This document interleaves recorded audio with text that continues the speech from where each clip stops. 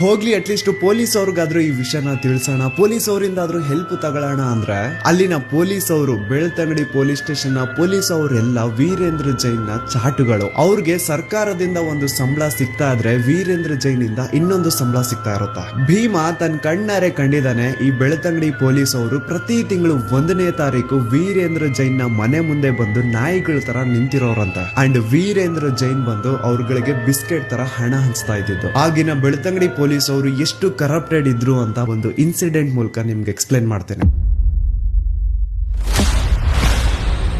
2010 ಧರ್ಮಸ್ಥಳ ಕಲ್ಲೇರಿ ಹತ್ರ ಒಂದು road side ಅಲ್ಲಿ ಪೆಟ್ರೋಲ್ ಪಂಪ್ ಇರುತ್ತೆ. ಅಂಡ್ ಆ ಒಂದು ಪೆಟ್ರೋಲ್ ಪಂಪ್ ಇಂದ ಸುಮಾರು 200 ಮೀಟರ್ ದೂರ, ಸ್ವಲ್ಪ ಜನರ ಕಡಿಮೆ ಓಡಾಟ ಇರುವಂತಹ ಜಾಗದಲ್ಲಿ ಒಂದು 14 ರಿಂದ 15 ವರ್ಷದ ಹುಡುಗಿಯ ಹೆಣ ಬಿದ್ದಿರೋತ. ಯಾರೋ ಆ ಹುಡುಗಿನ ಮರ್ಡರ್ ಮಾಡಿ ಸಾಯಿಸಿದ್ದಾರೆ ಅಂತ ಆ ಹುಡುಗಿಯ ದೇಹ ನೋಡಿದ್ರೆ ಕ್ಲಿಯರ್ ಆಗಿ ಗೊತ್ತಾಗ್ತಾ ಇರುತ್ತೆ. ಆ ಹುಡುಗಿಯ ಮೈ ಮೇಲೆ ಒಂದು ಶರ್ಟ್ ಮಾತ್ರ ಇರುತ್ತೆ, ಕೆಳಗಡೆ ಸ್ಕರ್ಟ್ ಆತರ ಏನೂ ಇರಲ್ಲ. ಇನ್ನರ್ ವೇರ್ಸ್ ಸಹ ಮಿಸ್ಸಿಂಗ್ ಇರ್ತವೆ. ಅಂಡ್ ಆ ಹುಡುಗಿಯ ಸ್ಕೂಲ್ ಬ್ಯಾಗ್, ಬುಕ್ಸ್ ಎಲ್ಲ ಅಲ್ಲೆಲ್ಲೇ ಬಿದ್ದಿರ್ತವೆ. ಭೀಮನ ಮಾಹಿತಿ ಕಚೇರಿ ಅವರು ಆ ಹುಡುಗಿಯ ಹೆಣ ಸಿಕ್ಕಿದೆ ಅಂತೆ, ಅವಳನ್ನ ಮಣ್ಣು ಮಾಡ್ಬಿಟ್ ಬಾ ಅಂತ ಸ್ಪಾಟ್ ಕಳ್ಸಿರ್ತಾರೆ. ಅಂಡ್ ಭೀಮಾ ಸ್ಪಾಟ್ ಬಂದು ನೋಡ್ತಾನೆ, ಅಲ್ಲಿ ಆಲ್ರೆಡಿ ಆ ಹುಡುಗಿಯ ಮೃತದೇಹ ಹತ್ರ ಇಬ್ರು ಪೊಲೀಸ್ ಅವ್ರು ನಿಂತಿರ್ತಾರೆ. ಹೇಳ್ಬೇಕು ಅಂದ್ರೆ ಅನ್ನ ತಿನ್ನೋ ಮನುಷ್ಯರೇನಾದ್ರು ಆ ಪೊಲೀಸ್ ಅವ್ರು ಆಗಿದ್ರೆ ಆ ಹುಡುಗಿ ಯಾರು, ಅವಳು ಯಾರ ಮಗಳು, ಅವಳು ಅಲ್ಲಿಗೆ ಹೇಗ್ ಬಂದ್ಲು, ಅವಳ ಜೊತೆ ಆತರ ಘೋರ ಕೃತ್ಯ ಮಾಡಿದವ್ರು ಯಾರು, ಅದನ್ನೆಲ್ಲ ಕಂಡು ಹಿಡಿದು ಆ ಹುಡುಗಿಯ ಬಾಡಿನ ಮನೆಯವ್ರಿಗೆ ತಲುಪಿಸ್ಬೇಕಿತ್ತು. ಆದ್ರೆ